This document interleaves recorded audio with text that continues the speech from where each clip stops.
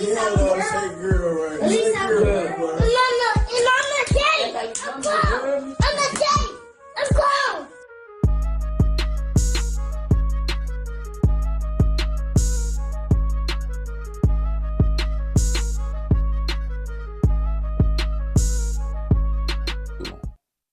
Hey, welcome back to Pop TV. I'm your host, David Andre Hines. Today's guest, big brother of mine. I see this guy, active dad, active around the church, just an amazing dude all around. From what I see, Mr. Ricky Terrell. How you doing, sir? Good. It's glad you know you're doing a lot of running around this weekend, so I'm glad you had the time to come sit down and do this with me, man. Yes, sir. But before we get into any serious questions, what season are you in mentally right now? Mentally, I'm in a stable season. Okay. I'm in a season where I'm comfortable. Okay. You know, where God has me right now, I'm just comfortable. Amen. Yes. Today, it's so when you say comfortable, and I know a lot of people go through ups and downs and stuff like that, and when we're developing, a lot of people like to try to stay away. They say comfortability. If you they want to try to stay away from comfortability because you're not growing. But can you elaborate on your definition of comfortable? Just as you stated a minute ago, you know, you go through ups and downs. I've been through some ups and downs. Yes, sir. So I'm at that point where I've been down, you know, whether it be, you know, personal with the life, with just life in general, things that happen. And I've built it back up, Okay, with God's help. So, yes, so I'm comfortable where He has me, but as you also stated, if He has me to go somewhere else, I'm ready. yes, sir. So yeah, I'm comfortable with, you know, where I'm building back up from things that I have gone through, and wherever God takes me, that's just where I go. You know, That's nothing wrong with that, man. So, what does being a father mean to you? you know, being a father, it means the world, and you know that's like a cliche. Everybody says it means the world, but it does for me because I was at a point in my life where I was getting older, and I didn't have any kids. Okay. And so I was at a point where I was like, you know, I'm gonna use that word again, comfortable. Okay. I was comfortable. If I didn't have kids, I was like, okay, I'm good. I'm good. I got to a point where I was comfortable with saying, you know what, I just ain't gonna have kids because I just wasn't, you know, trying to go out and just have kids with anybody. Right. You know, I wanted a wife and I wanted to have my kids with my wife. But as I got older, I started getting to an age where I thought, you know, I don't want to be an old dad, you know. But I happened to meet my wife, and she didn't have kids, and you know, at my age at that time, I didn't expect to meet a female without kids. I didn't, and I figured, you know what, I know whoever I might meet might have at least one or two kids. Right, so you was prepared, you know, for the extra so baggage. I was prepared for that, you know. So I just said, you know, well, if that's what it is, that's what it is. But at the same time, I felt like I was getting a little older, and I didn't want to, like I said, be an old dad, but with young kids. Exactly. Let me put it like that, with young kids. I want to be able to. They work you. Yeah, I want to be able to be mobile with them and stuff. So fortunately, the Lord sent my wife to me, and she didn't have kids, and I still had that question in the back of my head because I had got set in my mind. Right. But I didn't want to take that away from her. And so it was like, well, you know, we had talks about it. And so it was like, you know what? I had a certain age I got to. I said, we gotta we ended up getting married, and I said, well, we gotta have a baby coming by this certain age, because I was kind of timing. I was like, well, right. if she's this age, and I won't be too bad, right. So, and it just worked out, and we had our first daughter. I said, I'll put it this way. I told my wife, I said, I would like for us to, at least by my 44th birthday, if we didn't have one coming, it was like, yeah, So my oldest daughter, she was born 2 weeks after my 44th birthday, and then my youngest daughter came right away. Wow. So, so that's just how it worked. We worked it out, man. Yes, sir. Yes, sir.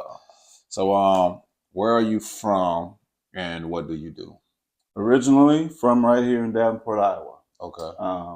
I'm born and raised here in Davenport, Iowa. And my occupation, I'm security supervisor for the Davenport School District, and I have a part-time job where I do custodial maintenance work for the area education agency. Sweet. All right. So did you grow up with your father in your life? Yes, sir. Yeah. Oh yeah. So how do you think that might have impacted you growing up? Had everything to do with it. Yeah. Everything to do with it. And I've learned that as I've gotten older.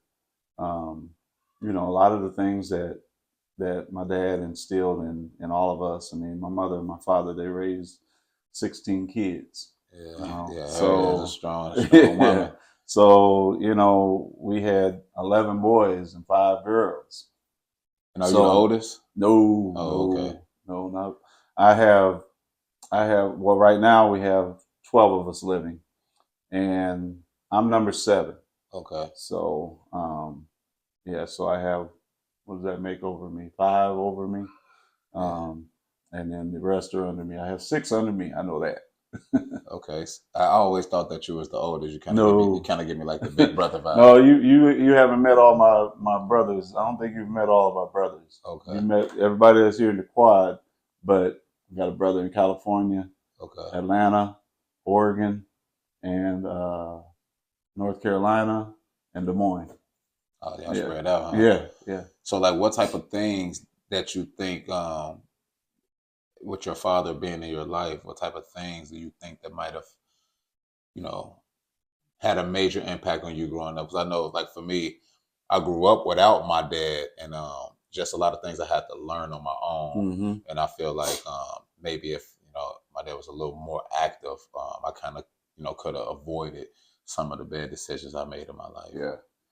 Well, I'm gonna tell you first and foremost, my mother and father, they were God-fearing people and God-fearing parents and disciplinarians. Mm-hmm. And with having that many kids, to say that none of them went to a jail cell.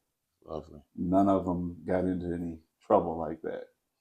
But I always refer back to when we were growing up little. I always refer back to this a lot of times with people. How my dad, we had church at home. Mm-hmm. My dad we would sit around the edge of the foot of their bed, and he would sit there and he would read the word to us. I remember that. There's just a picture in my head that that's how our dad, he just was instilling that word in us from a young age. We used to sit at the foot of the bed and he would read the word to us. And so that's something that they stood on. And the thing about it, for the most part, we grew up in it. Mm-hmm. And we pass it along, just like I pass along to my daughters. Right. That's our family. That's it. We sow that seed, and they sowed that seed in us, and we just move on with it. And that's lovely. I definitely see you guys how active you guys is in the church and stuff like that. So that's amazing, man. You kind of already. My next question was, how many kids do you have? the ages, you'll be kind of telling your age. You I don't mind that. You know why? Because people don't believe it when I tell them my age. You know, we have 2 girls, but we might as well say 3 girls because we've been raising our niece, my wife's sister, daughter. So I have a house full of girls. So you know, my biological girls, I'm gonna say, is 12 and 13 right now. And then my niece, she's what's a junior in high school. That's around what is she, 16? Is she 16? Yeah, I think she is 16. Okay. So yeah. So those 3. And I am 57, about to turn 58 next month, Lord willing. Yeah, I wouldn't have guessed. Next month. Well, happy early birthday to you, man. Okay. You know, these are questions you kind of, that's why I like to talk to people that kind of, without me having to ask, they kind of elaborate on things. Because one of my next questions was, are you married? But how long? Me and my wife have been married. We're going on our 16th year. Yeah. 16 years for me and my wife also. Yeah. Or is it 17? Oh, man. You better get it right. Let me get it right, because she going, I'm a man. You better get it right. We got married in 09. Okay. 16. And this 16. Yeah, we're going on our 16. Okay. So obviously you think marriage is important. Definitely. But why? You know, marriage meaning important just as the fact of just being married. Yeah, just why do you think marriage is important? Well, the union, and it's what God wants. You know, it's laid out there for you. I mean, it's not for me to be out jumping from here to here to here, you know. And plus, I believe that's who God sent me, you know. And when you have that person in your life and that union that you have and you build on it, I just believe that's what God had. That's who God had for me, was my wife. But marriage, I think marriage is important because I just think it keeps you grounded. It does, man. I say this. When I was young, you know, before I got married, you know, I made some foolish mistakes and stuff like that, you know, that I had to learn from. But it was like once I got married, it was kind of like a shift, you know, that it was like, you know, you got your big boy draws on. Yeah. So, yeah.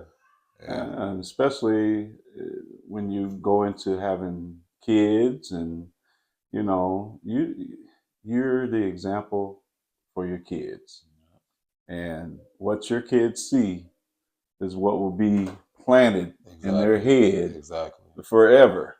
You know, just like I say, that's planted in my head, us growing up and how my mom and dad raised us. You know, the sitting and talking about the Bible, the sitting and listening to him read to us the Bible. You know, I mean, just a lot of things from our growth is implanted in you, and watching, you know, how my dad and my mom were with each other. I mean, they were married for 69 years before he passed. You know, he passed away a few years ago, but they were married for 69 years. That's a long time. That's another reason why marriage is so important. Watching that and knowing that we saw the ups and downs. Right, because it's going to be ups and downs. Oh, yeah. We saw a lot of the ups and downs, but 69 years. You know, the crazy thing, when I talk to people that have divorces and stuff like that, and they'd be like, you know, it's always an excuse, or I mean, I'm not gonna say the word excuse, but a reason. I mean, and sometimes it'd be good reasons, but when you make that oath, it says through good or bad, through sickness or health, through rich or poor. So just finding a way to fight through those ups and downs and sticking it out. That's the greater part. Yeah. You know? Yep, that is. It is. So what are some things that you know now that you wish you knew before becoming a father? That I know now? Yeah. that I wish I knew before I became a father. Um, well, let's see. Well, so are you asking what did being a father teach me, or? Basically, yeah. So some things that you've picked up since being a dad that you wish you would have knew before you had to use it, basically. Mm, well, I know I watched, you know, I know I watched like, and brothers included, having to go through situations where they had kids out of wedlock Mm-hmm. and having to go through the child support stuff. And I don't know if I'm answering this question right, but I might be answering it a little bit backwards. I might be answering it like in things that help me To avoid, maybe. avoid doing it the wrong way. I mean, yeah. I mean, because You know, that's all that goes into fatherhood. The things yeah, that that we see, that we know. Oh, I'm not gonna do that right there, or you yeah, know what I yeah, mean, or yeah. like, okay, this is something that I might want to take and put in my tool bag. Yeah, that type of stuff, especially that. I watched that. Not saying that it was. I mean, that's just the route that a lot of them and some other people took. You know, you had kids out of wedlock, and you had to deal with that child support stuff. That was one thing that made me like feel Mm-hmm. like I'm being careful. Right. I don't want to go through that. And I always said I wanted my kids to be with me and my wife, Mm-hmm. whoever she is, and so those were things that I saw that made me um, learn that I don't want to do that. I don't want to be a father that only has visits with his kids every now and then, and it's all about the money, and I knew I didn't want that. But ask me that question again on the end Uh, part. what are some things that you know now that you wish you would have knew before becoming a father? So, like me, um, I used to be a rager. I'll get upset Mm-hmm. and I'll rage and I'll yell. Mm-hmm. But now with my kids growing up, I remember one time having a conversation with my 16-year-old, and he was about 13. He was like, "You always yelling," Mm-hmm. and I kind of was like, I need to calm that down and Mm-hmm. deliver my message a little more gently. Even though they boys, and as men, we want to raise our boys to be tough, Mm-hmm. but opposed to drilling the message into them, I want him to understand what I'm saying. So Yep. if he's telling me like, okay, I need to calm it down, then maybe I need to calm it down. Something I wish I would have knew before him having to explain Having it to to tell you me. You that, know what I mean? yes, yes, and I can agree with that because I have to catch myself Mm-hmm. with whenever it gets to a point of discipline with the girls, and how I convey my message to them. Mm-hmm. And now it's not like a lot of times my wife used to uh, put it all on me, Make to him the do the bad guy. discipline. Yeah, Yep. put it all on me, and I got to lay out the discipline. But now we both do it. Okay. Yeah. We both do it. We both have our different points that they can see, and we do it in a calm manner. So I can agree with that being something that I do, what we do, that I might have seen how that was done with somebody else, and Mm-hmm. knew that that's not something that I want to do either. I want to make sure that the kids, they don't. I'm not their. I'm their parent. I'm your dad. I'm not your friend. Mm-hmm. I'm your father. Right. And things that we convey to them, we're telling them for a reason, Exactly. and that's what we want them to understand. We're telling you this for a reason. Not to steal your fun, Yeah, not to yeah. shut you down. It's Make just, you understand. This is a reason we're telling this, and that's one thing that I always say. I'm glad that I work in the school district because I keep up on some of the things that the kids do and say. The lingo. So then I know the meaning of certain things. And if I hear my daughters, you know, I know I kind of know where they are, what they're talking about, you know. So whether good or bad, because I'm address them if I know it's something that it's not right, you know. So that's a good thing about me working in the district that I enjoy, is knowing how to keep up on things that this generation. Because there's a lot of different things. Man, they changed it up so fast, man. Yes, they did. Okay, yeah, we kind of broke that down already. So, what are some things that you're trying to improve in as a father? Well, as a father, what I'm trying to improve in is just my growth with Jesus Christ. You know, I always want to improve my growth in the Lord, because I see, and it's pleasing to me. I see how, as it was with me when I was growing up, how it falls off on them. And really, that's the main thing. I mean, like my daughters, they're not scared to get up in front of the church and pray or give a message, or you know, it could be when we're out having dinner. My daughters that's instilled in them. Exactly. Now. They get up in the morning and say, "I thank you, Lord, for waking me up." I instilled that in them at a young age and told them every day, that's what you should do when you first get up. Now, I mean, it's like they'll do that without even thinking about it. Right, second nature. Yeah, they'll pray before they eat. They're observant, and they observe people. They observe people, and it's just some of the things that they have taken on. I feel good about that. And I don't know what was just some things that you're trying to improve in as a father, and like trying you're saying, to improve on them. Yeah, you know, trying to improve in your relationship with Christ, and because that's the ultimate father. And once you improve in that, I mean, everything else falls in line.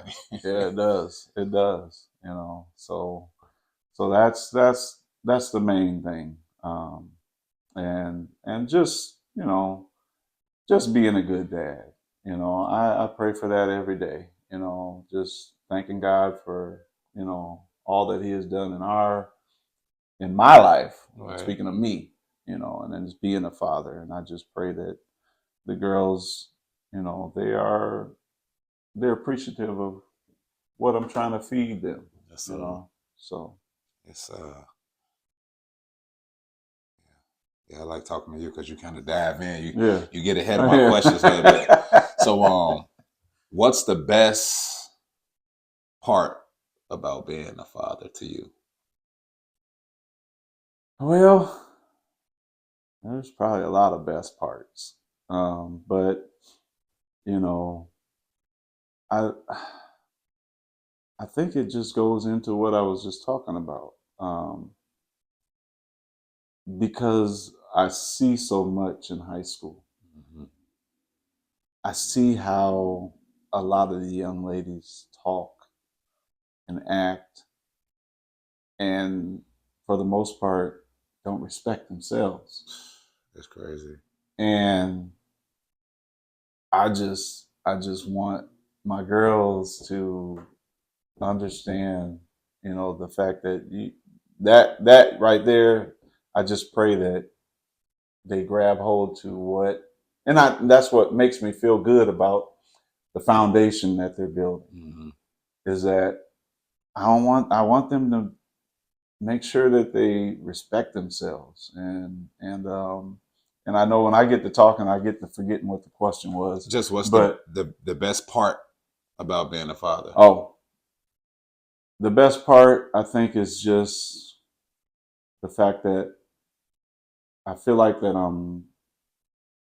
I'm showing them the right way, and how to handle themselves, and how to present themselves, and you know, and then having a good wife to help along with that as well. So, but Cause I was driving one day and a song came on the radio, a young lady, and the things that she was saying, and I'm like, this is what they got on the radio? This is what the little girls listening to?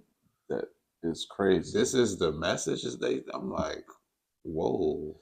Yeah, it was crazy. It's crazy because some of the stuff that's out there now, I don't know, probably 80% of the rappers and singers' names, you know.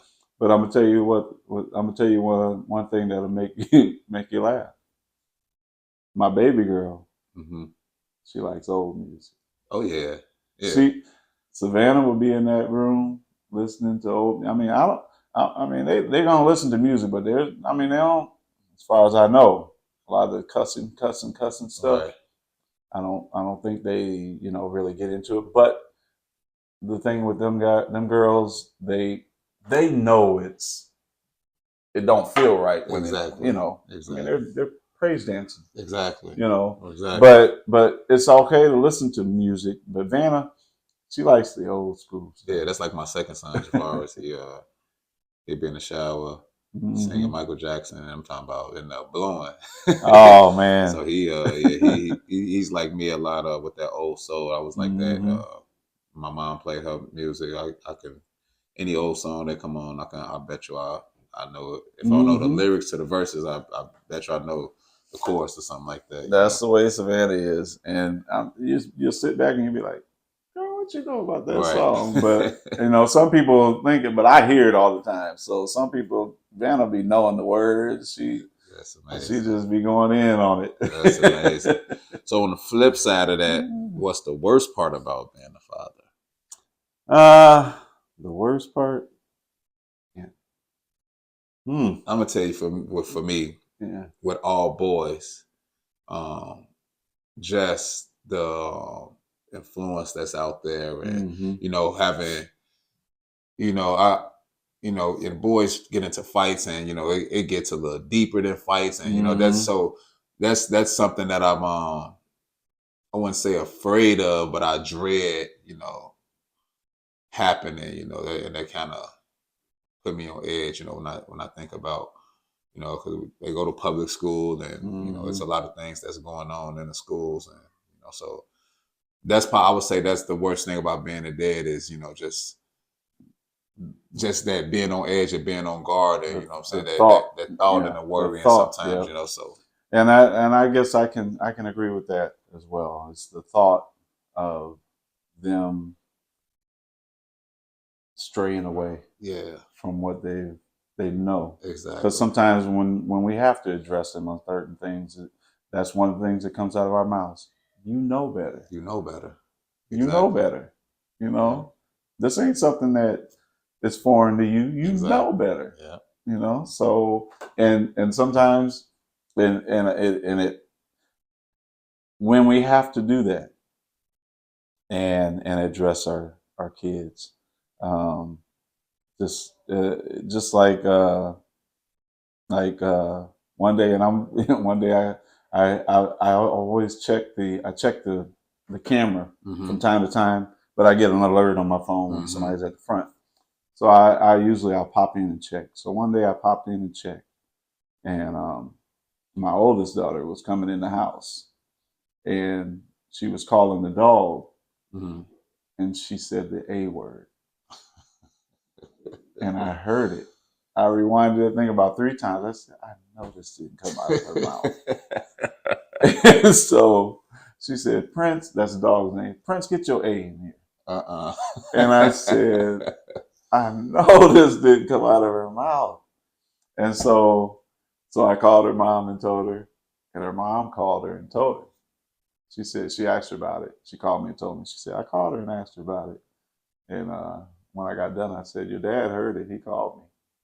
So we'll talk to you later. And so we had, it gets me kind of teary eyed because when we have to address things with them, you have to kind of come across about the fact that you know better. Exactly. That isn't how. I mean, then I wonder, how are you talking in school? I wonder if you're being influenced to do like I hear kids do every day. Exactly. That's what I tell my kids is like, when you're out and about, you are representing, you know, our parenting. Yep. That was one of the things we say. You know, yeah, you represent us. You represent our household. So yep. you can't be out there just doing any old thing just because it might look cool or because Yep. all your buddies doing it, or you know what I'm saying, they might don't have the foundation that you have, so you can't be getting caught up in that type of stuff. And that's the other thing. The other part of that is, you know, that's the way I present myself here at church. It don't change when I'm out there. Exactly. The kids at school know how I am. The kids, they sometimes they'll say like the N word. I can't stand it, and I wish they would just lose that word from their vocabulary. But kids have grown up listening to it in their households, and it's just regular talk. But they know that I don't like it. Right. If it slips out and they're in the conversation and sitting at me, oh, I'm sorry, Ricky. They know that type of stuff. And, you know, they know I'm a child of God. I talk about God in church, in school. You got to. I just read it was so crazy. I just read a scripture yesterday, and it was saying how the fruit that you bear, you can tell where a person is and they walk with Christ, you know, from the fruit that they're bearing. That means how they're acting, you know. If somebody was to say, hey, that fell over there, what you know about him, you know, what are they going to say, you know what I mean? And they were saying like a bad tree can't produce good fruit and a good tree can't produce bad fruit. So, but on the end of that, what was that? On the end of that question, it was about just the daughters. No, it was just the best or the worst part about being a father. So the worst, and we was talking about discipline. Well, I was talking about discipline, and when I have to discipline them, like that situation with her, I know that it reaches them when it brings them to tears. Oh yeah. It brings them to tears, and they just not by us yelling, but by us just, Livy, that's not a representation of us. You already know better. And then I started saying, and then I even threw it out there. I mean, it kind of makes me wonder what's going on in the school. Is that your communication in the school? You know, you know, it's very disappointing because you know better. And you know what? It just reaches them. I think that reaches them more than the yelling and screaming and all of that. So back in the day, you get that whipping that say, "This gonna hurt you. It's gonna hurt me more than it hurt you." Yeah, and you know that's what I was saying. It brings me to tears. I hate making my daughters and my niece. I don't like making them feel sad, but I know that in the long run, it's going to help. They're going to appreciate. It's going to help them. They're going to appreciate that. They'll remember those things. I got 4 boys, but I have a niece that's just like my daughter. She's over every day. She's over at my place right now, and so sometimes she likes to do the girl things, but for the most part, she's doing the guy things with us. You know, the push-ups and like, you know, she do the boy stuff. You know, but when I have a talk, so if she does something and I have a talk with her, you know, and I let her know, and then she'll tell me like, I'm sorry, and she's only 4 years old, but she gets the concept. And when me and my wife talk, she would be like, she's gonna remember that when she get older, you know, because she doesn't have a dad in her life, you know.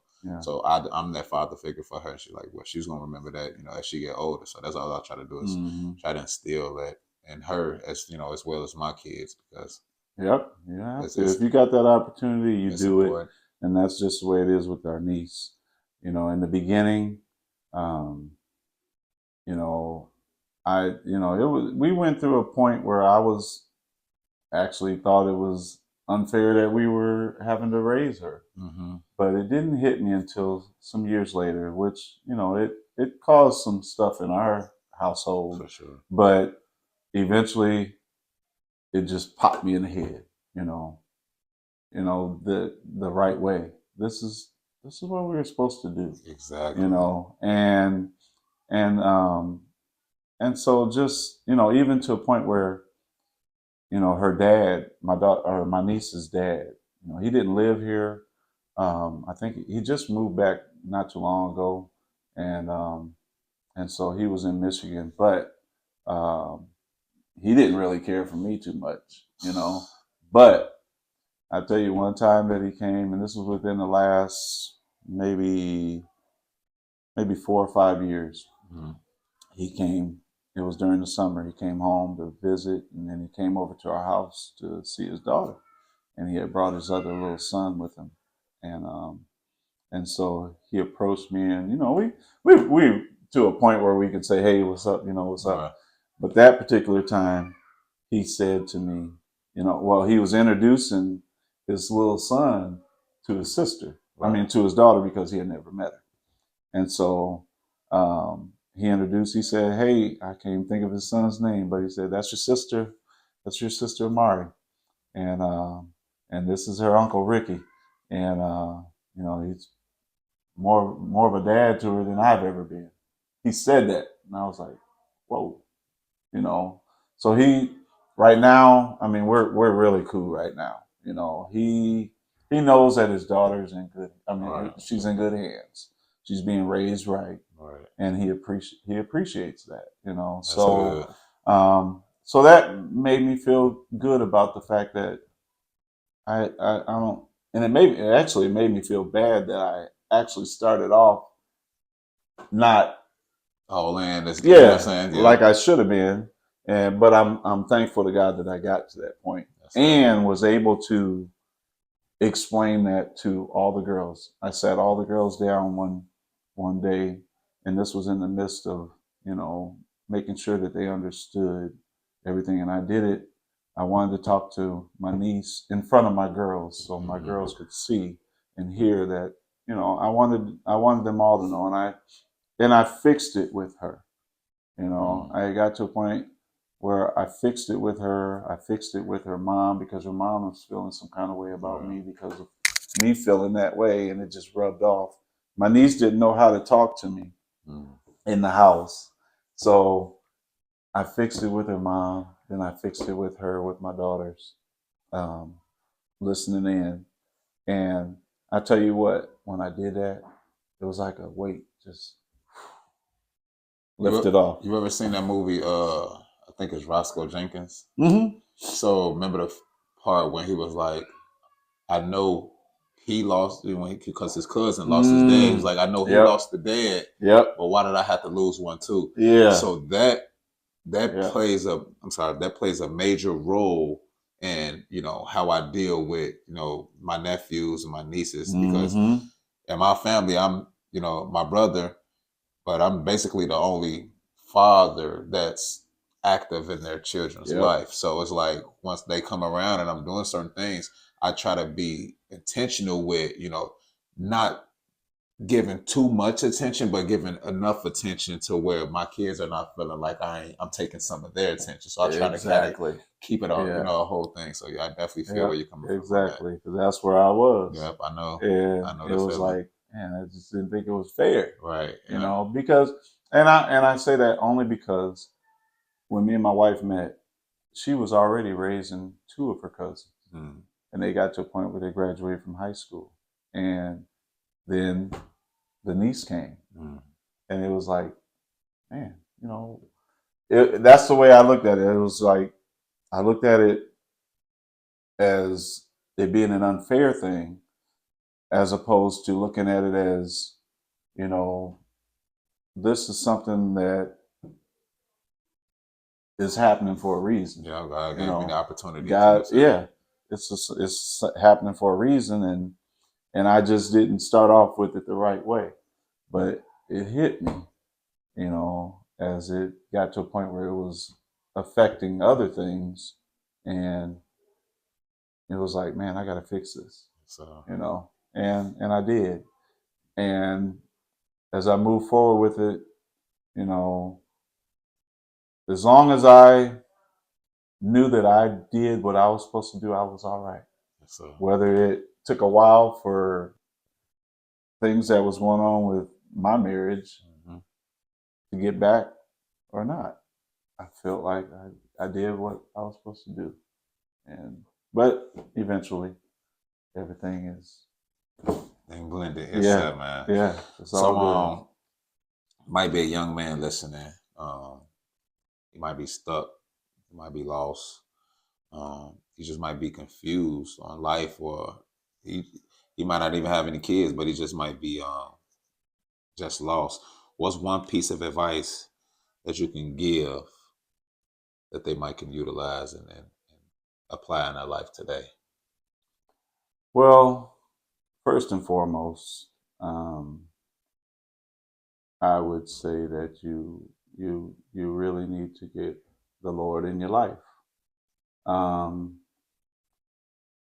And whether you come to a church building, or if you've never been in a church building and you're at that point in your life where you're searching, you still can pray at home and ask the Lord to come into your life, you know.